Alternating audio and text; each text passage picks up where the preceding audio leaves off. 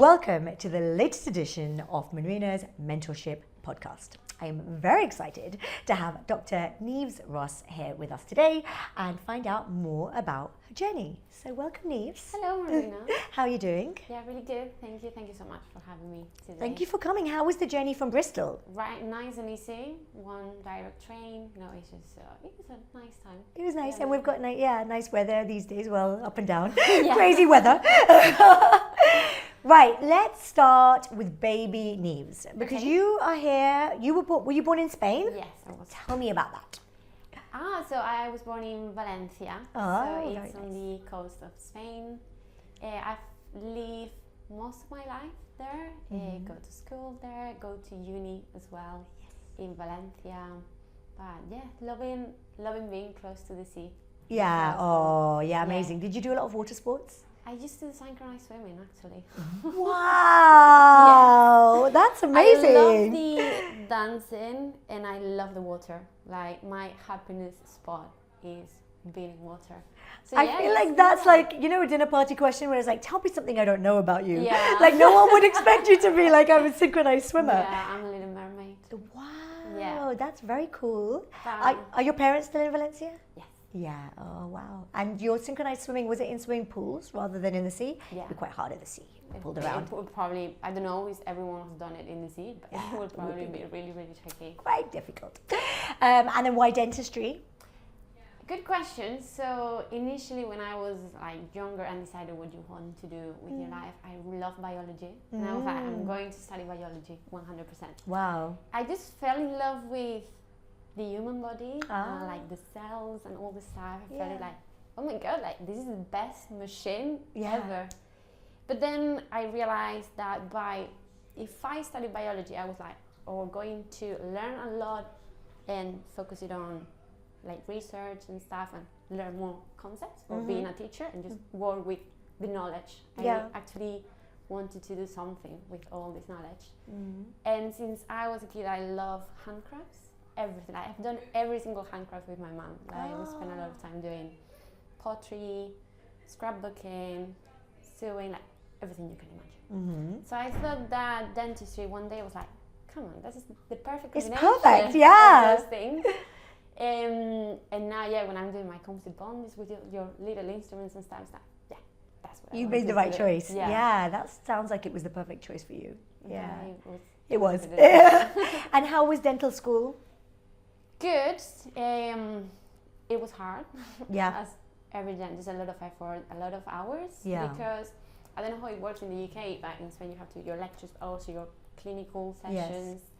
But I really enjoy it. I think it's nice to remember those days when you are with a patient for the first time and you do a filling for the first time. You're like, oh my god.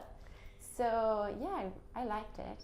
As I said, I wasn't living with my parents by then, so I had like a nice, So you stayed with your parents while you were at uni? Yeah. The uni was yeah, local in there? Spain we don't tend to Move out. to Or travel, to try to save money. Yeah, So it's really common that your first option is always going to be the city that you're living there. Fine.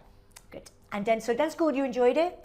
Yeah. I wouldn't go through that again. Yeah. The stress about the exams and stuff. Yeah. Like, It's a lot. oh my god, I'm proud it's over. Yeah. But yeah, I met really good friends. I was on Erasmus as well, so 1 year studying back in Poland. Oh. So that was an amazing experience. Wow. And how was that then? So what about the language barrier? Was there a language barrier? I joined the group that was doing the degree in English. So it was Wow. for a year. I went Wow. there, do my third year of my career, my degree there, Wow. and it was amazing. I didn't know much about the country before going there, Yeah. but I fell in love with Poland, to be honest. Yeah. What a great opportunity Yeah. that they do that. We really don't have that in the UK where you go abroad for a year. I think there was, but it's like a European thing now, so it was such a good opportunity. Yeah, The amazing. first time I lived like Away. alone, Yeah, but in a new country. exactly. Yeah. So I made really good friends there. It So was you have good. your Polish cohort of friends now. They were all mostly Spanish, to be honest, okay. because you go on Erasmus and you make friends with the Erasmus people that is living the same experience as you. Like we were living in the same dorm, so it's kind of you are in the same experience. So I met a lot of people from all over the place. Yeah. Are they still your friends now? Yeah. Someone amazing. Yeah. And when you were at uni, did you do a lot of your own lab work? Yes, I do, but luckily, when we did all the removable prostheses where you do all the lab work, I was in Poland, so I didn't have to do that much. And I remember my friends used to spend so many hours in the lab. I kind of skipped that part. Okay, fine. So it was part, I was lucky. But you might have enjoyed it with your creative side. Yeah. But I think that my teachers were really, really demanding. Yeah, so it was a good thing to skip. And then you graduated, and then how long, because you've come obviously to the UK now, so how long were you a dentist in Spain before you came over? Literally, I finished my degree. I don't know what do I want to do with my life. I don't know if I want to stay in Spain. I don't know if I will start a master's and continue my education, or do I want to move abroad. My brother had already moved to the UK. Okay. He's a vet. Oh. And it was a combination of I wanted more of an abroad experience after living in Poland. It was like, I need more. I want to know the world. And then it was really difficult to find a job back in Spain with no work experience. And my brother one day sent me 3 or 4 job opportunities. And I was like, okay. In England? In England. Oh, wow. Just come to the UK, be a dentist, you're going to have a good time. Yeah. Is there a national health service in Spain like we have here? Not for dentistry. Okay. Everything in Spain is private. Yeah. Which is way cheaper than in England because it's much more competitive. Yeah. But it's sad to see that some people cannot afford. Yeah, they said it's something about there being a record number of Spanish graduates this year, and they felt like there was too many dentists for the demand. That's the message that I've received even before starting the degree. Oh, right. The first thing that they tell you, because there's so many universities of dentistry in Spain, I knew that I have to find a job somewhere else. Yeah. Because they always tell you that we have so many dentists in Spain. Yeah. So it's kind of something that was planted in my mind. Yeah. And I knew that.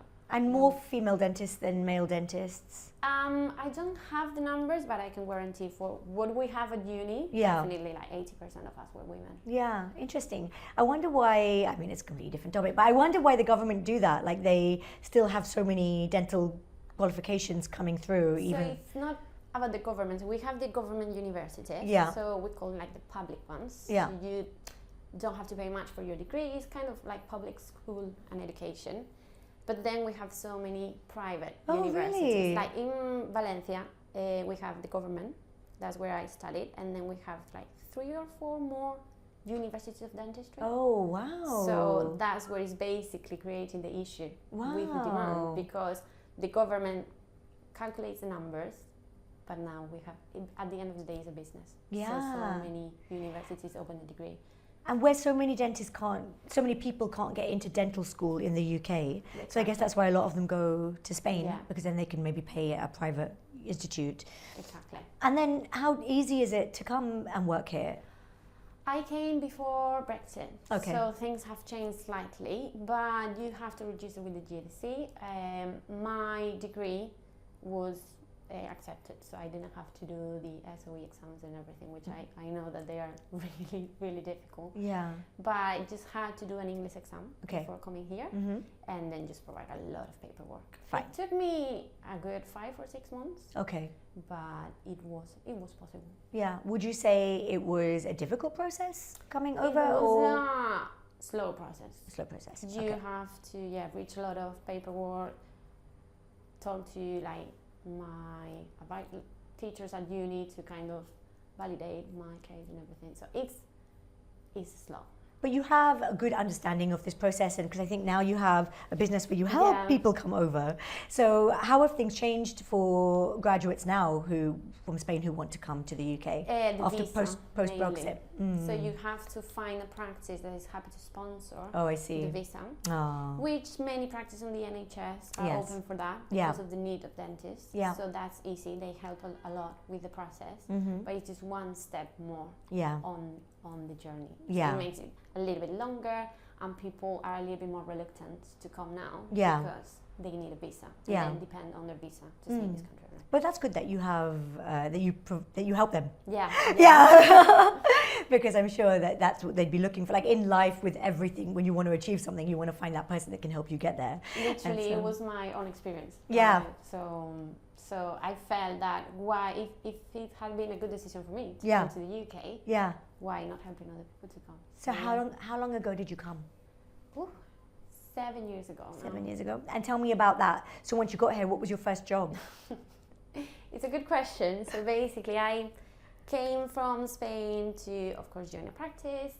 I didn't have an NHS number by then. So you have to do your performance number application, which can take up to 6 months. Another 6 months? Yeah. But what the practice did by then, and I think this is still a thing, they offer you to do independent dentistry. Okay. So you see patients that pay an NHS price, but you see them privately. Okay. So the practice kind of sacrifice the UDAs towards the NHS contract, but you can see these people and they don't have to pay more to see you. Okay.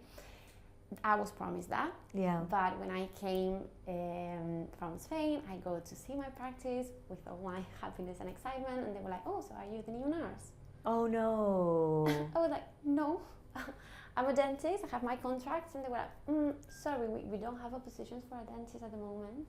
Like, I thought you were coming here for a nurse position." It was. And well, you'd had so much discussion that you even had that understanding that they're going to be independent, they're going to pay this fee. So they definitely did not know that you were coming to be a dentist. So it was a big corporate. Oh, so there wasn't communication. The clinical director wanted dentists, but the practice manager of that practice was like, "We don't have a dentist position. Even I cannot offer you any independent dentistry because we cannot lose any of the UDAs for our NHS contract. And I've been told you come here to work as a nurse." No. So yeah, it was a miscommunication in between them. Which area did you come to? Oxford. Okay. Is that where your brother was? No, my brother was in Derby. Okay. So I had luckily the practice manager was really honest with me because obviously the clinical director was promised me things that were not going to happen. Yeah. So she was really nice to me, being honest. Like, I really hope I could offer you a job. Yeah. But we can't. No. So coming back and forth with the recruiter that brought me to the UK, he knew that my brother was in Derby, and he was like, "Well, okay, let's find you another opportunity." Why did you choose Oxford? Because I liked the city. Yeah. And by the time that I was moving, that was available. Exactly. They said, "Do you want to go to this practice?" Yeah, sounds good to me. Okay. Yeah. And then having my house rented there. Yeah, exactly. I have to be like, okay, I don't have a job here. Okay. So let's move to somewhere different. Okay. And that's where I end up in Derby. Okay. Because that recruiter was like, "Does Derby work for you?" "Yeah, let's go there." Okay. And then I worked there for a couple of years. Okay. So did you work as a dental nurse? Yeah. You did? I mean, I didn't have another option. Wow. I was not coming back to Spain. No. I spent a lot of time getting here. Yeah. You took the flight, you had your apartment rented. Exactly. And then you realized that your job was to be a nurse. Yeah, but I stayed there for a month and a half. Oh, wow. Until I found this other position. But it quite helped me because it gave me the opportunity to understand the NHS. Yeah. Get a little bit more of the language. Just kind of arrive, sit and observe. Yeah. But it wasn't a nice start. Okay. So language, let's talk about that. So you studied in Poland in English anyway? Yeah, but that was just a year. Okay. The rest of my studies have been in Spanish. Yeah. How did you find that then? So I thought I knew English when I arrived. Yeah. And I remember my brother, picking me up from Oxford. Yeah. Taking me to Derby, to his place. And he was like, "Yeah, let's have a drink, let's celebrate that you're here." I go to the waiter, he talks to me, I'm like, I don't know what. And they have a strong accent there. Yeah. Yeah. I was like, "Pablo, you speak." Yeah. I don't know English. So it was a journey. Yeah. It was a journey. Yeah. And with the patients as well then when you started work? I mean, I found that most people are super nice to accept that your dentist has a kind of a language barrier because it was 7 years ago. Like, I've learned a lot from that. some other people are not. It's something that you just swallow and continue. Yeah. But yeah, I use a lot the help of my nurses as well. I had a fluent English, don't get me wrong, Yeah. but sometimes with like local people, strong accents, I was like, Yeah. please help me. Yeah. But it was fine. It was a fine. matter of just learning. Yeah. And are you married? Yes. Yes. Did you meet your partner here? Yes. Yeah. Yeah, he's Spanish as well. Oh, nice. Tell me about that. So I moved to Derby. My brother had his group of friends. Yes. And he was. One of your brother's friends. Oh, good. They're That's still nice. Good, really, really good friends. Oh, it's perfect. Yeah. And I don't know. It was meant to be. Yeah. It was really nice and easy. We found each other, and yeah. Yeah. How long ago did you get married? A year ago. Oh. Well, in September a year ago. Oh, So, nice. early, Yeah, so coming up new. process. Yeah. Where did you get married? In Valencia. Oh, you guys went He's back. from Madrid. Okay. But I gave his family the option we can choose a place in Madrid if you want, and they were like, no, okay, let's go to Valencia. Yeah, nice. So and fun. are his parents in Spain as well as your parents? Yeah. Yeah. So how's that with both of you being away from your families? It's been okay. Of course, it's different. Yeah. And it's difficult to be abroad and miss events and things like that. So many people have the same experience I do. Unfortunately, my father-in-law was diagnosed with cancer just when we were coming back from our honeymoon. On that exact same day we were told about that. So it makes things more difficult because we feel really, really kind of guilty for not being there. Yeah. But on the other side, we have our life here now, so we also don't want us to compromise our life and no, of course not, and change that. But one of the first thoughts that I had when we knew about that was like, okay, we have to go to Spain. Like I thought I was like, okay, we have to leave the UK, and I don't really want to leave. I live here, but we've managed. We're coming back then really, really often now. Okay. It's an easy flight. Yes. Yeah. Right, and we go to Madrid, which we have flights from Bristol every single day. Okay. So we're managing fine. It's not nice to be abroad, but my parents have always preferred me to be far but happy and have like a good life. Yeah, that's what they want for you. And for them it's extra difficult because their two kids are in the UK. Oh yeah, so, it's just you two. So will they come? To move here? Yeah. No, they're happy by the sea. Yeah, they fly yesterday. So they're visiting my brother and then will come to Bristol in a couple of days. They try to come a lot, but I don't see them like moving completely. They have their life, they have their friends. Yeah. And as I say, it's quite easy to go. Back and forth. My mom's learning English. She is? So cute learning English. That's cool. And long term, do you think you'll stay here or do you think you'll retire back in Spain? It's a good question. I ask myself every single day. Yeah. And I still don't have an answer. No. Like, I'm really happy now. Yeah. I want to stay in the UK for now. Yeah. I plan as far as like 5-10 years from now, then the life will decide for me, I think. Yeah.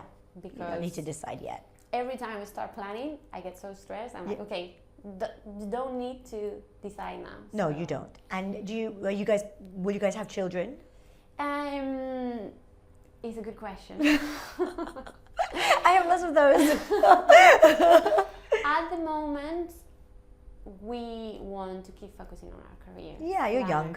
My husband is an aerospace engineer. He works for Rolls-Royce. He loves his job. Such a cool title.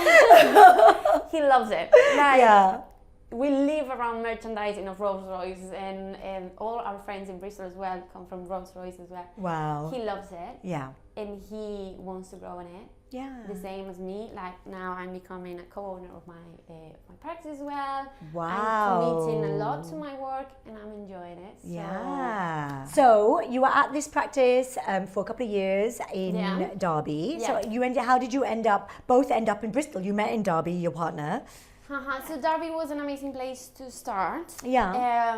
But I think that none of us are there for a long time. No. Like it was a good opportunity. It opens kind of the doors for the UK from us. Yeah. But then Jorge, my husband, found a position, literally his same job in Bristol. Oh. And I did a little bit of, he was like, I'm not going to apply because I don't have the experience, blah, blah, blah. Well, this kind of drama everybody says when they find a big position. And I did a bit of research about Bristol. I was like, you're applying for this job. Yeah, looks nice. Yeah. And we moved, and it was the best decision we've done. Like, we love Bristol. Yeah. We have, I think the vibe of the city is really ourselves. We really like the fact that it's really open-minded, young, live. So we it's a cool place. Yeah. How has that been then? So you're at Smmmile and you're co-owner now. That's amazing. Yeah. So how has that come about? Tell me about that. So I was never planning to have my own business. Like, it was a no for me because my parents have their own business back in Spain, and I've seen the effort that this needs, like, and they were both in the same business. So everything around my family was about the business. And I've seen them like having meetings till really late at night, sacrificing holidays, just all the commitment that it needs. And I'm like, no, I'm gonna have my job, I will finish at 5, go home, and that's it. Yeah. But then I started, like, I worked in Smart, I really like it. There was a moment where basically we have 2 surgeries. So I was full-time and then a couple of colleagues part-time. They left, and then I had to take my patients plus their patients. And then we have a bit of difficulty to find the right person. So I was doing everything. More or less that. They were trying to find someone to be a principal and take that responsibility, but we have some people that came, they were not the right people, they created a little bit of chaos. So after around a year or so with having all the responsibility on my shoulders, I was like, 1 second, if someone has to do this role, I think it has to be me. I've seen people coming in and not treating well the team, the patients. So I've been here for a while now. I have the knowledge, I have the experience, and I know how this company works. So I said.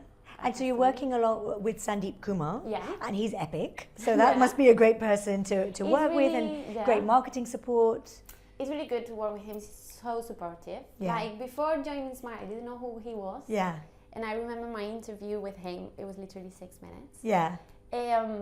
But I was like, okay. He could tell you were good. He's a good judge of character. I've told him so many times, like, I thought you were desperate for a dentist. Oh, he just knew. Exactly. He kind of catches personalities more than a CV. I always have a lot of support because I started with not a lot of experience in Invisalign and on private dentistry in general because I was coming from an NHS background. And now you're amazing. You do these amazing cases. It's beautiful work. The learning curve hasn't been a curve. Has been but you've embraced it all and you're doing it. So I think I realized that I was where I wanted to be. I was feeling really, really proud of the dentistry that I was doing. And I wanted to make the most of it. So I train a lot. But I'm really happy to jump into this type of dentistry. And then I guess you decided to do more veneers because you came on my designing smile schools. Tell me about that. How was that for you? I think that was amazing. Thank you. Imagine if you were like, well, now's the time, Nieves. Let's hear it. I've done a lot of training. And sometimes you go to courses and they want to do it like really technical, really difficult, and they want you to buy so many stuff. You leave the course saying like, okay, where do I start? But when I came here, I felt that it was possible. Like, you made it so simple. Thank you. I really tried to do that. No, but I had a protocol. So I was like, okay, I can do it. And I've been doing it. Good. It's like, okay, I think that it's a course that you can make and you can make it part of your routine because, as I said, you try to explain in a way that we feel that we can do it. And that's something that we need to feel. Everything in dentistry, you just kind of need someone to give you the protocol and then hopefully to support you afterwards so that as you're doing it, as these things come up, you can ask if you need to. And then you stayed on in my mentorship, which has been great. How has that been for you? I think it's what I needed because I need that extra push of energy of doing this, doing that, and feel supported, to be honest. Because stepping in this role, I've been principal for a year, so I feel really like, okay, what do I have to do? How can I grow? It's really that, like, walking hands in hands with me. So you do this, you can do that. And I am from Spain. I don't know how dentistry works here. I don't know how private dentistry was that much. So it's really helpful. Nice to be able to ask, because it can be quite lonely, I think, dentistry. Like we're all, unless we're in a group like this where we've built community. Exactly. How did I come on your radar along the way? To be honest, ChatGPT. Oh, I love that. That's a good one. I was like, okay, I have to start doing veneers. Yeah. Where do I learn? ChatGPT becoming me good providers. Well, Gemini, not ChatGPT. Yeah. And I found about you. I contacted the team. Everything was really nice and easy. I was like, okay, good. I knew that ChatGPT was my best friend, but I'm glad that Gemini is as well. Yeah. Has there been any difficult situations since you've been working within dentistry? You know, what do you think is the hardest thing you've come across? Well, it's a really, really hard one. Okay. It's something that I want to talk with all the respect of the world. When I was in COVID, when I was in Derby, my practice was selected as an emergency hub. So when everybody was closed, we were seeing all these emergency patients. Oh, wow. Okay, so we're not just seeing the people that you have like records and everything. You had a patient with pain and just solve the problem in 1 hour. Wow. We had this lady that came to see us with a lot of dental phobia, but she had some pain, it's really, really strong pain on her tooth. She will usually have the treatment done under sedation, but there was no sedation available. So she came to see me, and unfortunately, during the dental extraction, she had a heart attack and ended up passing away. That's really hard. It's something that is difficult to talk about. Of course. Of course, as I said, it's something I treat with a lot of respect because she was the victim and her family, and I cannot imagine if it was difficult for me. Yeah, no, of course, that doesn't take away from how difficult. I understand, but it doesn't take away from how difficult it was for you. I think that in dentistry we are really, really self-demanding with ourselves. Yeah, and I am this type of personality. I've realized with things like that, and I blame me all the time. No, because you feel like you've done something wrong. It was not related with that. It was like a heart condition. Yeah, of course, your extraction didn't cause a heart attack. Like, you know, there's just no... On that point, and I was like really, really young in my career as well. I was like, okay. And the autopsy report took around 8 months to come because we were COVID, so everything was really, really slow. So I basically spent 8 months of my life thinking that I've killed someone. Oh no. And I remember like everybody, like my mentor, my clinical director, even the NHS was calling me like, are you okay? Yeah. And trying to support me and protect me. Yeah. Like they were like, you have done nothing wrong. It was just a matter of like bad luck. Yeah. It's not relating to anything you've done. No. Right? I told them, yeah, I'm fine. But I thought they were thinking other way because I was literally mirroring my thoughts on these other people. Yeah. So how was it hard to treat pain? Like to do your next extraction after that? Or were you like, you must have had like PTSD? I basically thought I'm gonna be okay. Yeah. Like I'm gonna use the support of my family, of my friends, and I will be okay. Yeah. So I was like, I have to go to work. Yeah. I'm gonna go to work. Yeah. But over the month I realized that you're not okay. Every time I was doing this kind of procedure, I thought I was gonna something was gonna happen. Yeah. I remember one of my friends came for treatment a couple of months after, and basically it all happened during the injection, the ID block, and I didn't want to put an ID block on him because I'm like, I cannot kill my friend. Oh my! I cannot live with this. So after a few months, I realized I needed help, so I ended up going to therapy for that. Yeah. And honestly, it's been one of the best decisions I've done in my life. Yeah. Because I couldn't manage with just pretending that I was okay, and the support of my family. I needed someone to. And it's such an unusual story. Like, you know, in my 24 years in dentistry, I don't know anyone who's been through that. It can happen. Yeah. It was bad, like it happened on the dental chair. Yeah. Yeah, exactly. It just happened on the dental chair. Yeah. It was going to happen for them to be that close to it. Okay, I'm so really sorry that that you went through that, but I guess so many of the stories that you've told today show your strength and your resilience from moving countries, coming to a new country. You know, your husband talking about moving to Bristol, being like, I've done it, let's go. You know, taking his job, seeing the right people weren't coming in to take over your practice and be like, you know what, I'm going to step up, I'm going to do it. Every single story that you've told tells such beautiful things about your personality and speaks so much to your strength. So that's something that I didn't know necessarily particularly about you, but I feel like I just feel like that's a very overriding feature of yours, like you are a strong, powerful woman. So I mean, those are things that I try to get the good aspect of and learn and just keep going. So let's end, Nieves, with one piece of advice that maybe you have for our listeners. What would you like to share? So I think the most important part is stop comparing yourself with other clinicians. Yeah. I think that we are on the era of Instagram. Yeah. So we see so many things and we think that we are not as good as the other people. Yeah. First of all, we don't know if they are true or not. Yeah, exactly. That's the main thing. It's social media, it's not real life. And second, if you're listening to this podcast, you are basically giving the best version of yourself, probably. Yeah. So you're doing the best on your situation. Yeah. So just stop comparing with the other ones. Amazing. Great advice. Thank you so much for coming and joining us today. And yeah, enjoy guys.